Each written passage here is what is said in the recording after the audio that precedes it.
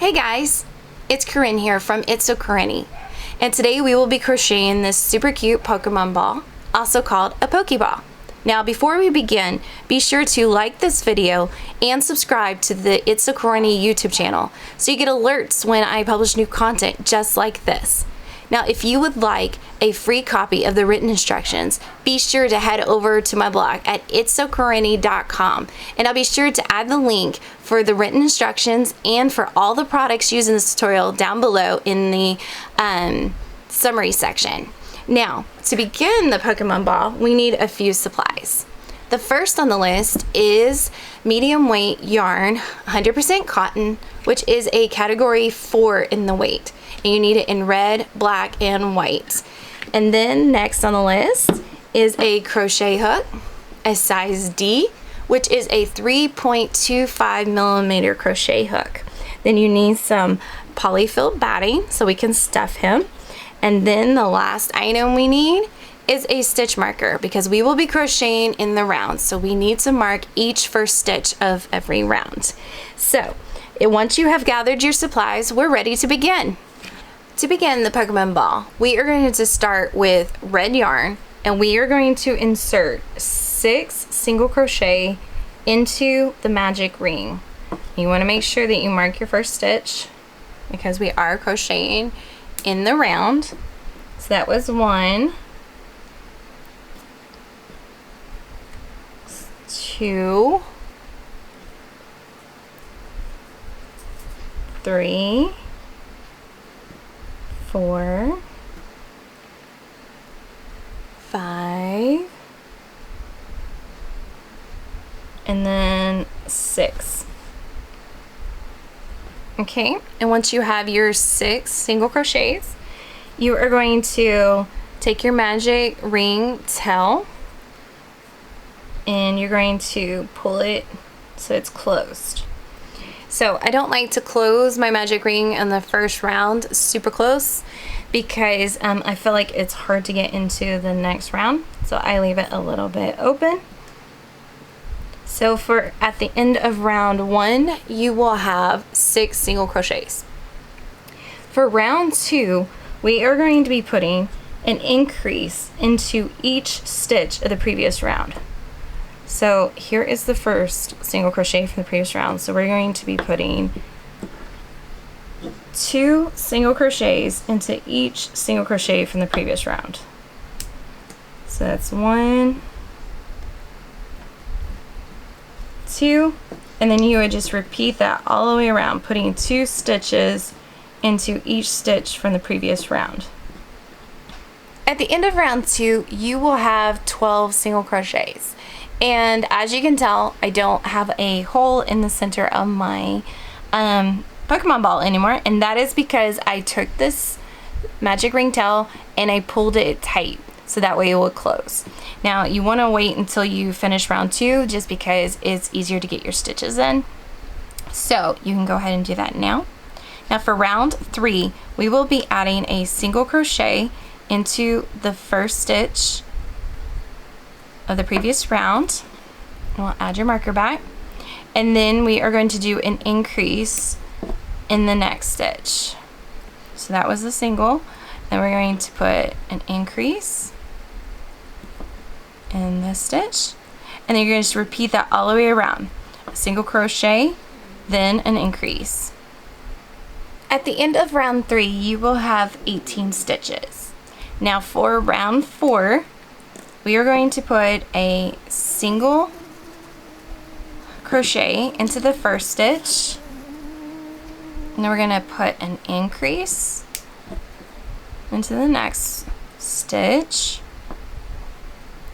and then we are going to start our repeating pattern, which is a single crochet into the next 2 stitches. So single, single, then increase.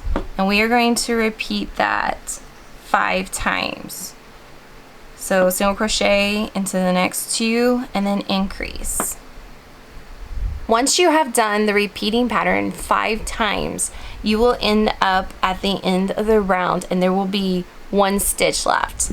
And in that 1 stitch, we are going to put a single crochet. and that will, oops, I'm gonna try, and then that will end round 4. So you will end up with 24 stitches total. For round 5, we are going to add a single crochet into each of the first 3 stitches. So that's 1, 2, and then 3. And then we are going to add an increase into the 4th stitch of the round. And then we're going to repeat that all the way around. We're going to do 3 single crochets, then an increase. At the end of round 5, you will have 30 stitches. Now for rounds 6 and 7, we are going to just single crochet into every stitch of the previous round. So you're just going to go around and add a single crochet into each stitch for round 6, and then do the same thing for round 7. When you get to the last stitch of round 7, you want to do your color change. So what you're going to do is you're going to insert it into the last stitch and yarn over and pull through just like you normally would. And then you're going to take the black, because we're going to transition into the black, and while holding this red, you're going to hold the black in your hands like this, and you're going to pull it through your 2 loops that you had on your hook. So now you have black on your hook, and then the red's right here. So your last stitch of round 7 is red, but you have black on your hook ready for rounds 8 and 9. So what you're going to do is we're going to start round 9, and the first stitch is a single crochet. So we're going to just go in through the stitch, and you're going to hold these 2 pieces, the red and the black, on top, and then you're going to make a stitch like you normally would. So that is the first stitch of round 8. And what you want to do is do that for a couple more stitches with the red and the black. Insert into the stitch and have your red and your black on top, and then pull through the black. And you're just going to do that a couple of times so that way it is secure. Once you've done it for 3 stitches, you can cut the red, and we can get rid of the red. And then the rest of round 8 and 9 are in black. So we can just move these 2 little tails out of the way now. And then for round 8, you are just single crocheting all the way around. And then you're going to repeat this for rounds 9. Now when we get to the last stitch of round 9, we are going to be making another color change and change to white. So for rounds 8 and 9, they're completely in black. And you just want to single crochet all the way around. Once you get to the last stitch of round 9, you're going to insert your hook like you normally would, yarn over, and then you have 2 loops of black on your hook. You're going to pick up your white, and you're going to hold it with your black, and you're going to pull it through the 2 loops that were on your hook. So now you have white on your hook. Your last stitch of round 9 is black, but now we have white set up, so we can start on round 10. Now you do want to gently pull on the black so that way your loops get a little bit tighter.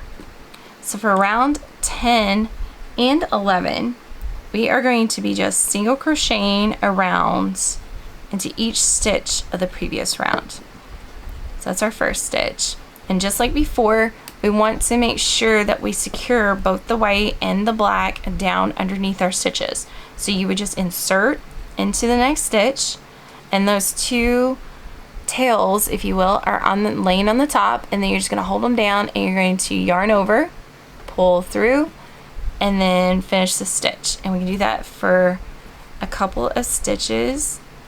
Some people only do it for 1. I'm overzealous, so I always do it for 3 because I want to make sure that nothing weird happens. And then what we can do is cut the black, because we don't need that anymore for the ball. We will need it later for the button. And then just pull those little tails over to the side and just continue single crocheting. So you're going to put 1 single crochet into each stitch of the previous round for both rounds 10 and 11. the end of round 11, you will have 30 stitches. You have 30 stitches for round 10 and 30 stitches for round 11. Now for round 12, we will begin our decreasing to turn this cute little Pokemon hat into a cute Pokemon ball. Now what you're going to do for round 12 is you are going to insert a single crochet into each of the first 3 stitches of the round. So that's 1, 2, 3. And then you're going to do a decrease. So you can do a typical, standard decrease if you prefer, but I like to do invisible decreases because I think they look cleaner. So to do an invisible decrease, you're just going to go underneath the front loop of the first stitch and then under the front loop of the next stitch. So you have both of the front loops on your hook, and then you're going to yarn over, pull through both of those front loops, and you have 2 loops on your hook, and then yarn over and finish the stitch. And then you're going to just continue that. You're going to do 3 single crochets and then an invisible decrease. At the end of round 12, you will have 24 stitches. Now for round 13, we are going to put a single crochet into the first stitch, and then we are going to put an invisible decrease right here, and then we are going to do a repeating pattern, and we are going to do a single crochet into the next 2 stitches, then an invisible decrease. And you're going to repeat that 5 times. So 2 single crochets and then an invisible decrease. When you have repeated the repeating pattern 5 times, you will end up with 1 stitch left, and in that stitch you are just going to do a single crochet. So at the end of round 13, you will have 18 stitches, and as you can see, we are getting smaller.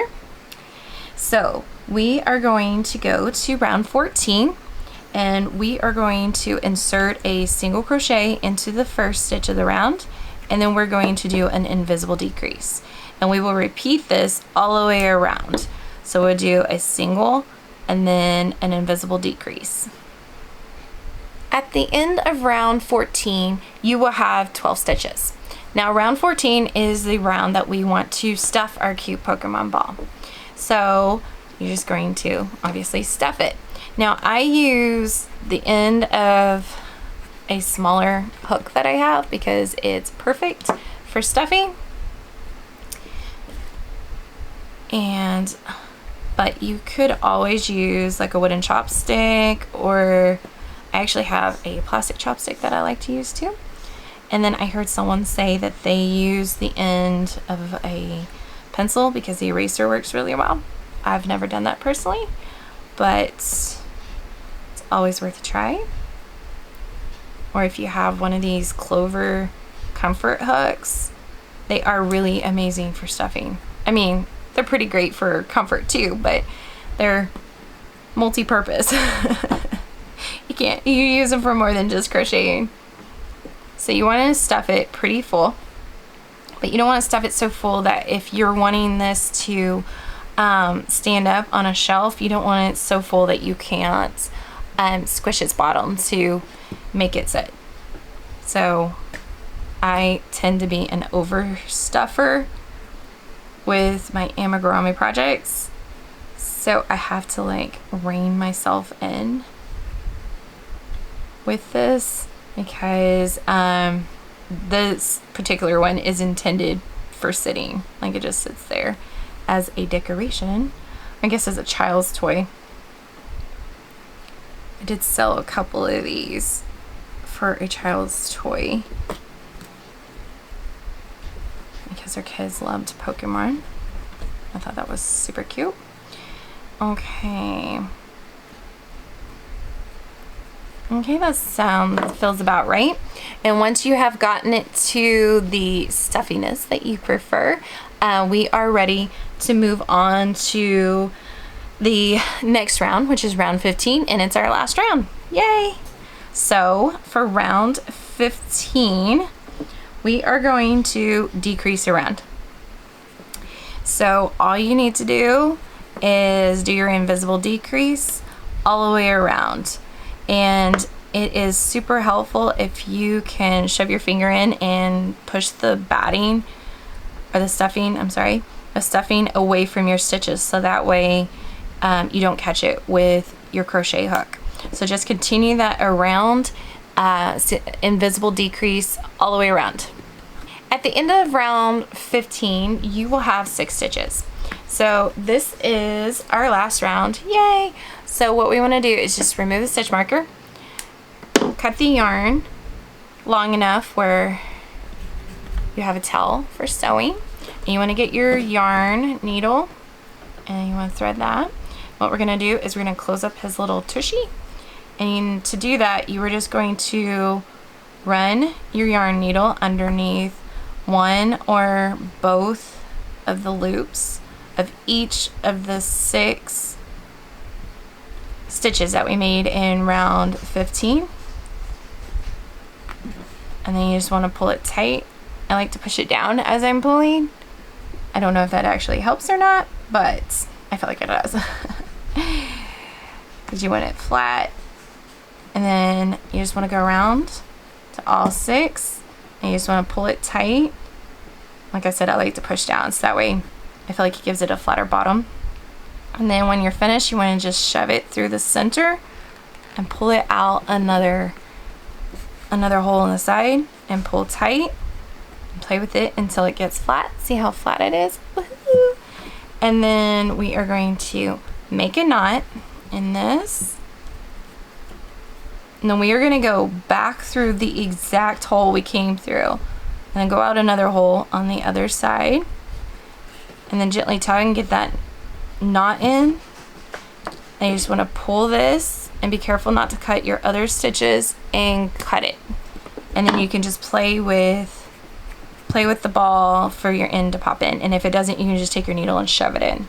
And then you just want to play with your ball and shape it with your hands, and then there you go. The ball is complete. So you just set that aside as it waits for the buttons to be made. To make the black portion of the button, we are going to add 6 single crochets into the magic ring. This will be round 1. That's 1, 2, 3, 4, 5, and 6. And then we are going to pull the tail of the magic ring and pull the stitches tighter. Just don't pull too tight, so we can add our next round of stitches. For round 2, for the black portion of the button, we will be adding an increase, aka 2 single crochets, into each stitch of the previous round. So that's 1 and 2, and you just repeat that all the way around. Add 2 single crochets into each stitch of the previous round. When you get to the end of round 2, you want to tug on your magic ring to make sure that the center hole is closed, like that. And then all that is left to do for this is to slip stitch to the first stitch of the round. And then the black portion of the button is complete. You just want to cut this and leave a long tail for sewing, and then set it aside and wait for the white portion to be made. To make the white portion of the button, we are just going to add 6 single crochets into the magic ring. So that's 1,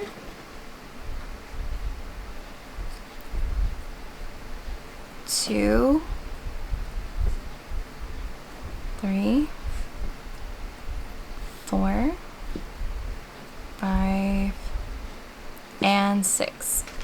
And then you're going to pull on the tail of the magic ring to close your circle, but you don't want to close it too tight, just because we do need to put a slip stitch into the first stitch of the round, and make sure that you can get your hook in there. So we're going to slip stitch into the first stitch of the round. Well, it doesn't want to come through. There we go. And then you want to pull that up, and then you want to pull on your magic ring tail so that way your little button closes, and there you go. You've got the completed button for the white portion of the button, and you just want to cut this and leave a long tail so we can sew it onto the black part. Once you have both pieces of your button made and your Pokemon ball, it is time to assemble it. So all you need to do is find where the front is, and you can tell because obviously you can see where our color changes are in the back, and then just position the black button on the front like so, and we're going to sew him down. And then once he is sewn down, we are going to put the white one right into the center and sew that one down as well.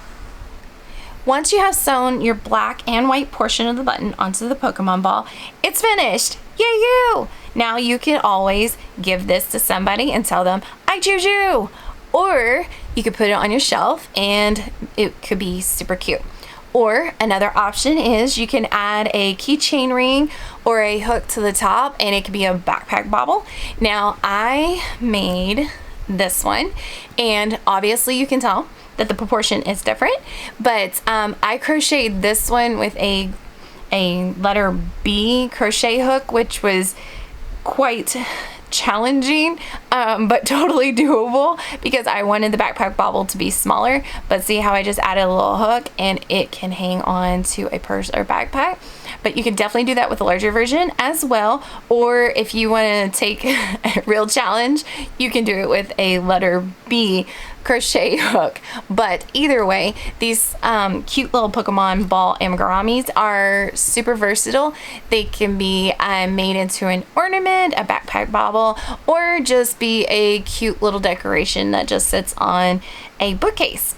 So if you have enjoyed this tutorial, be sure to like this video, subscribe to the It's So Corny YouTube channel, and come and visit me on the blog, itsocorny.com. So until next time, see ya!